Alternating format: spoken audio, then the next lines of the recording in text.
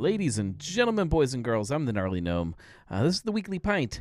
Used to be the show that is not a show. Now it's the show that is a show. And we do it every week, every Monday. It's a live happy hour, an excuse for us to all hang out together, have a drink, no matter how chaotic life gets. It's been a bad day for me. It's been a bad evening, I guess. So I'm in a kind of a grumpy mood. So I'm glad to sit down and just have a drink with you guys. The point of this show is to just sit around and just pretend that we're sitting around a table at a bar at a happy hour and having a drink together, talking about whatever there is to talk about. And there is plenty to talk about tonight, as I'm sure all of you guys are well aware. And we'll hit some of that stuff. But in the meantime, because we're supposed to be pretending that we're having a drink together, you have to tell me what it is you're drinking. So jump on the chat wherever you are, tell me what you're drinking, and we'll that helps us kind of pretend like we're all together. You can take part in the chat, like I mentioned, which we'll put up on the screen here in just a minute. You can call in. There's a phone number, 567-70-DRINK. That's 567-703-7465. You can call in, and it'll pipe you right in here to the studio. But the chat is also an option. Still disappears and then comes back. It'll be back in a second. It'll pop up right here on the screen. There you go. Let's see. Marco's drinking Psychopathy. Let's see. Julia is drinking a Westside Oktoberfest. Michael says Dort. I assume that's a Dortmunder. You're drinking a Dortmunder? Or are you calling me a dork? It could be either way. We'll see. I'm going to crack open a beer, but my beer has a lot to do with what we are talking about, or the first thing we'll talk about, or one of the things we'll talk about. Michael says it might be the first Weekly Pint where he's actually having a beer. That's fine. We don't judge on the Weekly Pint. Sometimes people will have a sparkling water or a cocktail. Sometimes we drink lots of cocktails. Sometimes you drink a cider. It doesn't matter. We don't judge. We don't judge at all. I do have an empty glass, though. Josh is drinking a Rheingeist Knowledge. I've had a Knowledge for a while. I wonder if I have any knowledge. I don't think I have any knowledge. I did drink the Titana Boa this weekend, sitting by the pool, the big 9%, 19.2 ounce cans. It was so good. But man, I still just cannot wrap my head around this idea that the 19.2 ounce cans with big beers, it seems so backwards to me. I'm not drinking a Braxton beer, even though I'm drinking out of a Braxton glass. You guys should probably figure out what I'm drinking by all of the news that has happened in the last week. We're gonna go Anchor Steam. One of my last few that I have left. Marco says 19.2 cans are awesome. I don't know. It's definitely not my favorite way to package a beer. Let me put it that way. It's a lot of beer. You have to be drinking something that, in my opinion, you can knock back pretty quick. And Titana Boa, as delicious as it was, I can't put it away fast enough to justify 19.2 ounces unless I'm splitting it with somebody, which I wasn't. This beer, according to the label, it says that it is handcrafted since 1896. Anchor Brewing, San Francisco, California, brewed by Anchor Brewing Company, 12 fluid ounces. This is a little bit old, not terrible, packaged in, looks like April or so it's a little old, but, and full transparency, this is not the first one I've had out of the 6-pack, and it was, though, the first one I've had for a very long time. Guess I should save the bottle caps at some point. Brett says that 19.2s are car beers. Grab a single on your way home from work. Okay, just don't drink it in the car. A few nights ago, we were hanging out. We were actually at Fibonacci, and then when we finished up there, we decided we were going to go hang out at the pool for a few hours before the end of the night. And on the way to the pool, we decided we needed to stop for some beer since I didn't plan ahead. I didn't pack a cooler. We stopped at a gas station, and I was hoping that there would be some good craft beer options at the gas station we stopped at. There were not. So I did come back to the pool with several very large cans and bottles of things. It was all fine, but it was not amazing. All right, we're going to pour this in here, and then we're going to talk about it. This is, I guess, the OG steam beer. I don't really know how the story of steam beer. I probably should have looked some of that up. I can tell you that this is the steam beer since they trademarked it. California Common is the style that other places will call it. Anchor Steam with their relatively new, strange branding. We'll talk about all of that. We have a lot to talk about with this beer because I don't really understand a lot of things, including the big rebrand of this. But all right, let me dive in here. All right, it's copper. It's a kind of your standard. Looks like a copper lager. It's not a lager. It is one of those weird styles that's kind of a hybrid between the two. It's an ale that they were trying to kind of make like a lager. If I'm understanding the style correctly. There is a whole bunch of floral, fruity aromas that come off of this. And some of that does kind of smell like old hops to me. Maybe a little bit of wet cardboard too. It's not super fresh. To me it shouldn't smell the way it does, but whatever.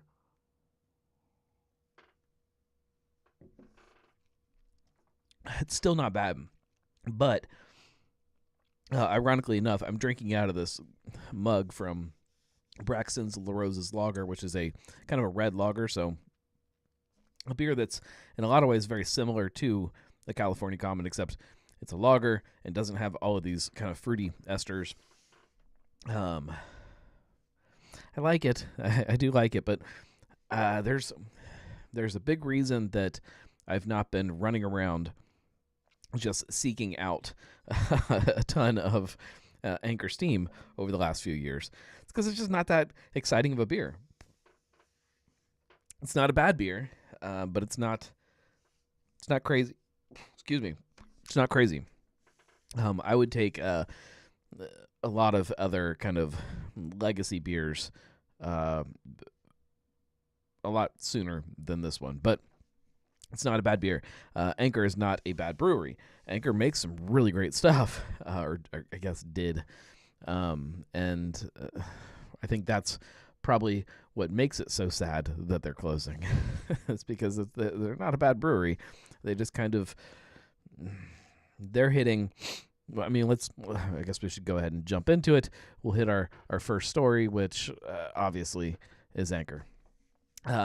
These guys have been around since the very beginning of craft beer.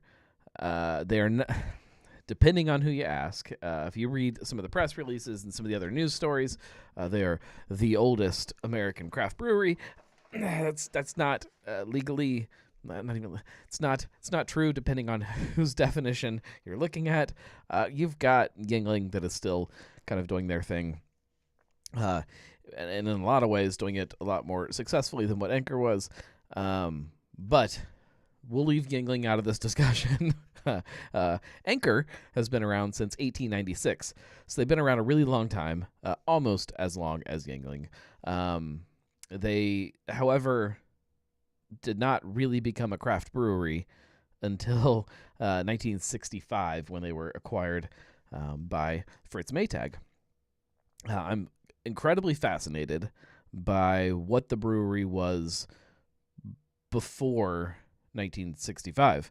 If they weren't craft, what were they? And how do you just all of a sudden become craft? What did the beer taste like? I have so many questions about this brewery. I'm very curious to. Wish I could travel back in time. We'll never know the answer, obviously. It's almost like saying, that if you have a brewery that's making not great beer and their owners and brewers don't really care too much that they're not making great beer, that it's not craft. And I can get behind that, but that means that we have a decent number of our almost 10,000 breweries in this country that probably don't meet the definition. So it's all fascinating. Has nothing to do with the story of Anchor. They were acquired by Fritz Maytag in 1965 and became craft beer. They started this movement of what craft beer is. They inspired countless places that are now also considered, kind of craft Kickstarters, I guess. Julia says, does Anchor going away mean we'll never get a Steam Beer episode of the Style Files? I imagine that unless somebody else picks up the copyright to Steam Beer, eventually it'll just become public domain, and everybody can make Steam Beer. You can do California Common. It's same thing. So last week, the PR firm that just kind of suddenly started representing Anchor put out a press release that said that, this is a direct quote, unfortunately, today's economic pressures have made the business no longer sustainable, and we've had to make the heartbreaking decision to cease operations. So, Anchor Brewing shutting down. This is coming on the heels of them pulling back distribution from the entire country just into California, kind of as a last-ditch effort. I guess in the last year or so, there's been repeated efforts to sell the business, which fell short. That's not saying a buyer couldn't still kind of pop out through the process here of liquidating the business. But as of right now, it's dead in the water, which is it's strange. It means it's not currently closed. That's where this all gets a little more kind of foggy. They are not producing anything at the brewery. However, they are still packaging the stuff that they have, and they are still distributing the beer that they have until the end of this month, which is not long, just a couple weeks. And the tap room will remain open for as long as it needs to kind of start working through some of that stock. And that is including a very small batch of this year's Christmas ale that they brewed before they told everybody that they weren't going to brew it, which is a whole other strange thing. I just realized that I don't have my notes are in the other room. Okay. Give me just a second to grab all of the stuff that I wanted to talk about this. Let me run to my office really quick. Hang on. You guys talk amongst yourselves.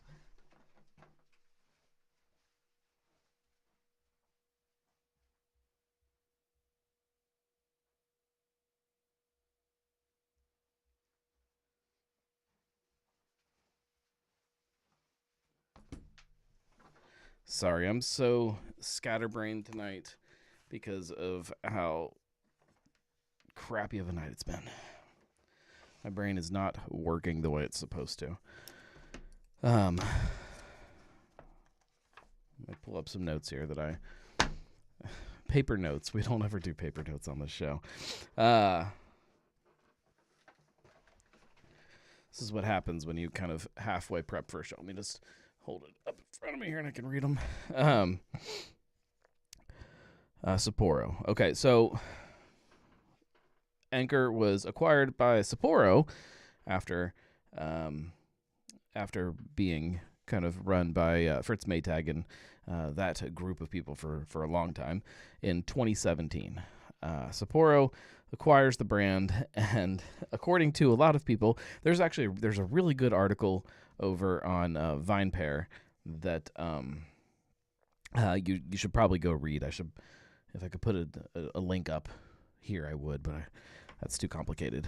Um, they kind of dove into a little bit of how a lot of people are feeling like Sapporo sunk the brand. I've heard some great theories about it maybe being on purpose, but they go into a couple details about it. Number one, the biggest thing to me that kind of destroyed this in the last few years, when Sapporo came in and bought Anchor, they immediately kind of dove into the brewery to kind of modernize it and upgrade it, which is absolutely great. I imagine that there was some age on that brew house. It's kind of also part of what made it what it was, but that's neither here or there. They wanted to modernize it, automate a lot of things. They really wanted to make Sapporo in Anchor Brewing Company, which is, for a lot of reasons, probably not the smartest decision. The biggest one being Anchor Steam. This is a beer before a lot of the modern advancements of brewing technology, a lot of understanding of easier, more efficient, faster ways to make craft beer. They used open fermentation for a lot of their fermenting vessels, which is great for a beer like Anchor Steam. Probably not so much for a Japanese rice lager. It doesn't necessarily translate. Yet they still tried to do it. They automated a lot of the brewhouse stuff, and it didn't really work. A lot of the things that they tried to upgrade were not done well. I read about the bottling line when they installed it a little while later. The bolts down to the concrete actually broke themselves loose because it was just not installed correctly. Like lots of stuff like that. It was just kind of a half-ass attempt of trying to upgrade the brewhouse, from what I hear. This is not my first-hand knowledge, of course. There's some reports of people within the brewery itself saying that the parent company, Sapporo USA, would change the brewing schedule last minute for various reasons, always different reasons, which for anybody who is kind of familiar with brewery operations can make things a little chaotic and doesn't always work very, very well if you don't have the ingredients you need to make the beer that now suddenly you're being told you're supposed to brew. Just a lot of chaos, which I'm very familiar with, and I can tell you that it does not lend to efficiency. It makes things more difficult than it needs to be. What else do we have? The rebrand. Obviously, this is a strange thing for anybody who is a fan of Anchor Steam from before. This is not what people love about Anchor. I'm glad they kept the bottle shape at least and the goofy little labels, but the color, everything just seems like it doesn't understand what it is. And what it is a heritage brand, something that reminds us of something that is past. The biggest thing, I think, I can't sit here and read notes while I'm talking about this. Sapporo, a couple years after buying Anchor, also buys Stone. You guys are familiar with Stone. They bought Stone, which is a much more modern brew house out there in San Diego. From what I'm understanding, they were kind of the driving force about Stone also opening up an East Coast facility, which is interesting. As soon as they bought Stone, they started making Sapporo there. Didn't really give two shits about Anchor after that. They didn't need the brew house to produce the beer. And obviously, the Steam brand didn't mean anything to Sapporo USA. Tagabrew says that it also sounds like Sapporo was driving out experienced Anchor employees and replacing with inexperienced Sapporo managers. I think you nailed that, too. Colin says they probably kept the bottle shape because they had tens of thousands of that bottle already bought. That is also possible. What is Sapporo? Sapporo probably has its own like signature bottle that has like Sapporo etched in it or something. But even then, like, at least they didn't go like, cans or something. It, could have been a lot worse. But I think what I walk away from it with is this idea that yes, Anchor Steam is not the modern face of what craft beer is, but I think it could have a place to live within that in the same way that some other heritage older brands still can exist. Sapporo at the helm of that brand was doomed from the beginning. Kind of on that same note, I know that some of you will say that it's just another sign that there are too many breweries, which I disagree with wholeheartedly. I will say that, like, you take this specific example, and you've got a brewery that's making, we'll say 60,000 barrels a year. Granted, that was shrinking year after year, but that is just barrelage that could be made at a different brewery that is maybe a little more local focused and kind of more of what people want. But it's sad. It's sad to see a brewery that kind of created so much of what craft beer is and inspired so many people to just kind of fizzle out and almost be kind of snuffed out by somebody else that doesn't feel good. And I'm sad to see it go, but it is what it is. It is progress. I do hope that somebody buys the brand and is able to keep it alive somehow. I don't know what that looks like or what that means or how or why somebody would do that, but that's just my own hopes and dreams. Which, as we all know, hopes and dreams get us very far in this world. That's about all that I have kind of to say about Anchor. It's just sad. It's like it's like watching a loved one just kind of slowly die. They're not dead yet. I mean, it's right here, but they're going to be gone really soon, and that's just a sad thing. I'm gonna drink some of it to make me feel a little better.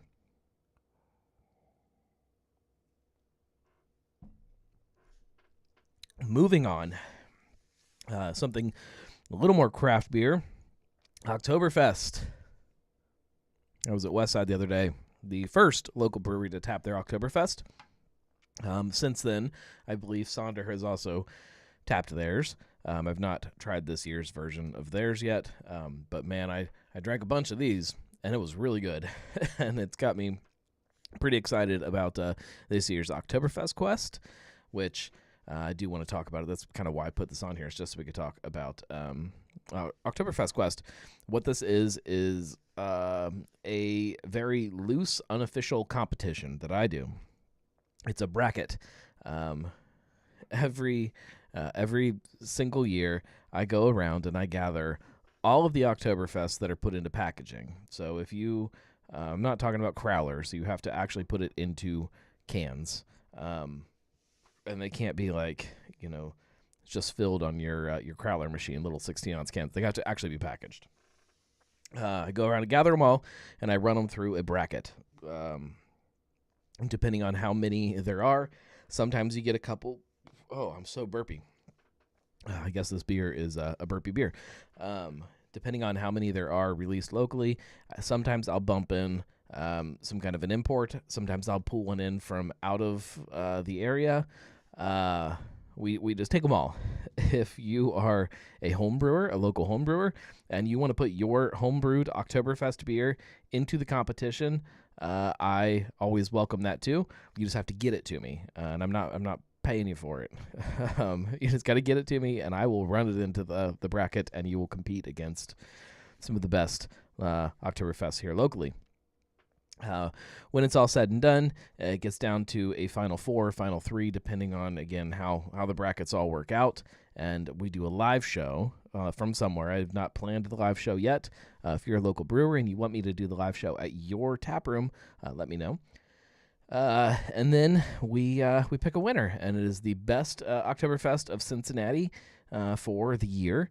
and it comes now with a trophy, a Golden Gnome. The Golden Gnome Trophy is the most coveted prize in all of Cincinnati craft beer, as all of you guys know.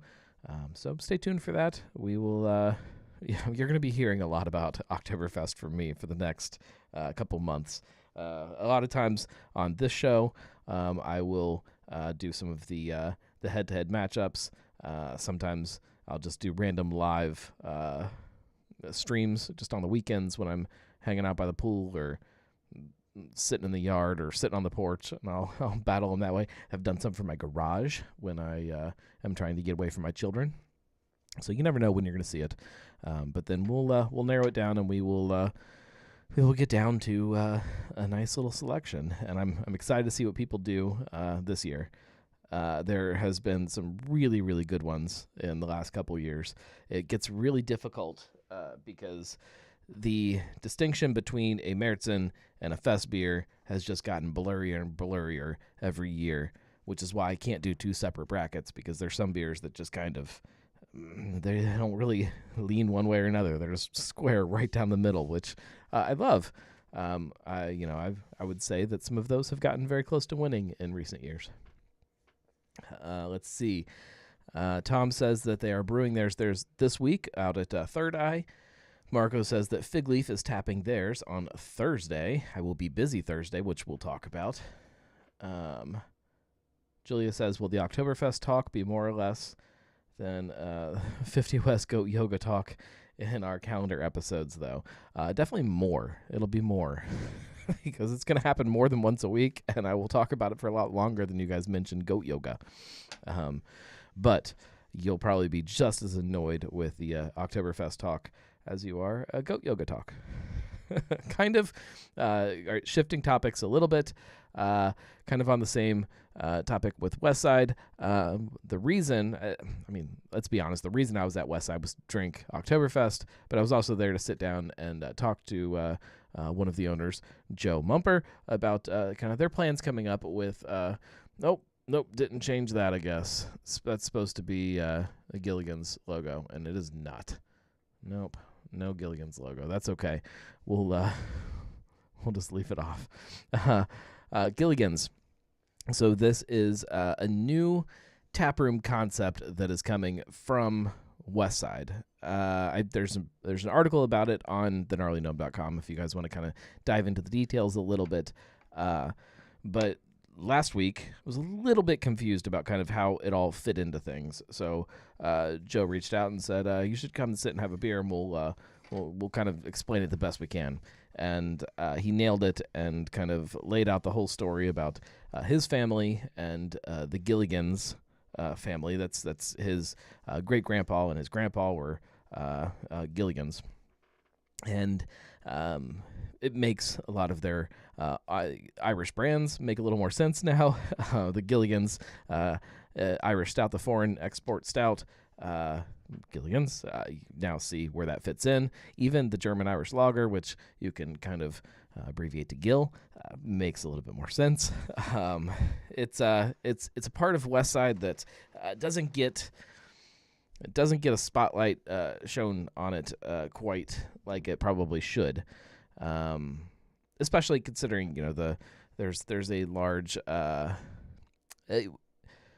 the Irish immigrants are a big part of what the West Side is, in the same way that the German immigrants were to OTR. So it makes sense that they have this Irish side of their personality. They are taking that and using it in this new concept in Wyoming. They're teaming up with EP Investments. It's the Ivory House and the W Bar and all of that stuff that's happening in the old funeral home next to Westside. The investment group kind of behind all that is doing the food portion of this brew pub, and then the beer portion falls on Westside, and it's going to fall under the Gilligan's banner. That doesn't mean that you're not going to get Westside beers, though. The core beers of this new taproom will be the Gilligan's ones, which are all Irish kind of inspired, and then you'll have other Westside stuff that is also on tap. They will be brewing on site, which I think a lot of people are confused about, and a lot of people kind of get a little grumpy about some of the newer tap rooms that open up that are not actually making beer.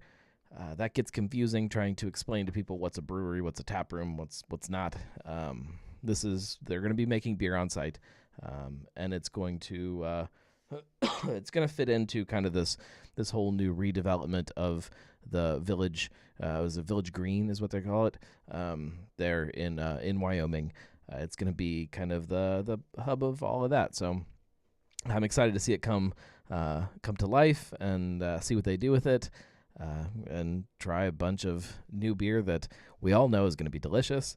I'm sure most of you guys know this. I live in Fairfield, so I'm way closer to Wyoming than I am to the west side. So it'll make a closer tap room for me to go drink some beers. So I'm kind of excited about that too, because I do love what West Side has been doing. We'll hit one more thing and then we'll kind of wrap it up, since I'm kind of in a foul mood tonight, and it just doesn't make it very easy to sit and do a show. Zane Lamprey. We have kind of talked about it a little bit. You guys, Zane's been on my shows a couple times, and every year when he's in town, we talk about it. He's coming to Fretboard this week, live show. That's where I'm going to be on Thursday, and I am so freaking excited about it. He is switching kind of with the show that if you guys, anybody that came last year or the year before, the shows were fairly similar. This is a whole different kind of concept. It still has comedy, but there's also some interactive stuff that he does with the audience. I've heard some rumor about some drinking games and things like that, so I'm really curious to see what he does with the show, but we'll be there. And Josh says that Marco is a celebrity with Zane now. He is the drug guy, which, if anybody knows Marco, is fun. So if anybody is looking, I think that there are still tickets on sale. I believe, I'm actually pretty sure that there are some tickets on sale, so you could still buy your ticket for Zane Lamprey on Thursday, and then we could hang out and drink beer together, and that's always fun, especially when you have a crappy week. Sometimes you just want to go and drink some beer with friends. So come drink beer with me. That's it though. That's all I've got. Hopefully everybody's week kicks off nice and happy and fun, and you guys are feeling great. Yes. Man, I'm in a grumpy mood. That's all right though. I appreciate all of you guys hanging out with me. It makes me feel better. It makes me enjoy the moment, and that's what this whole show is about. So thank you for doing that. If you like this show, if you like any of the stuff that I do, you can always go to thegnarlygnome.com/support, and you can support that way. It'll take you to Patreon. On Patreon, you get most of the time, when there's new Cincy Brewcast episodes, you get those a little bit early, sometimes really early, sometimes just a day or two early, but I try to get them as soon as they're done, as soon as they're edited, and as soon as they're uploaded. I send them over there so you guys can get the first crack at it and listen to them. We are approaching Oktoberfest season, which, if you've been paying attention, you know that that's when the next swag bag goes out for Nomies. There is a big swag bag that goes out at the beginning of the year for the higher tier, but Oktoberfest, you get your standard swag bag, and I've got a couple fun things that I'm gonna toss in that one. It will not be as crazy as the one that you got last time, because that was kind of a kickoff thing, but there'll be some good stuff in this one, and I think you'll like it. So stay tuned for that, and for those of you who already do support, thank you. For those of you thinking about it, thank you. I appreciate it. I think that's it. We'll be back next week. I do appreciate all of you. If you ever have any ideas for things you want me to talk about on the show, just send them to me, and I will I'll talk about them, or I will tell you I'm going to talk about them and then I'll forget about it. Either way, I appreciate it. We'll see you guys next week, or maybe if you're coming to the show on Thursday, we'll see you then. And otherwise, everybody have a good one. Go finish some more beers. That's what I'm going to do. I'm going to hide in the basement and drink a bunch of beer. We'll see you guys later. Cheers, everybody.